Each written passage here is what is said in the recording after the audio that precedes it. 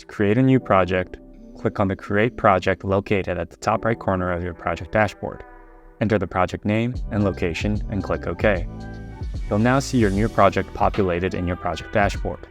Once you're in your project, you can edit your layout editor background settings, toggle on and off grid lines and access lines for an easier viewing. To upload a new floor plan, go to the Context tab on your project sidebar to the right-hand side. Select an image file to import into the layout editor. Once you've done this, you'll need to set the proper scale to your plan. To do this, you'll need to select the Set Scale button and choose a set reference point with a standard dimension such as a 3-foot wide door opening. Click on the first starting reference point, then drag and click on the second reference point. Now it's time to enter the door opening dimension at 3 foot 0 inches.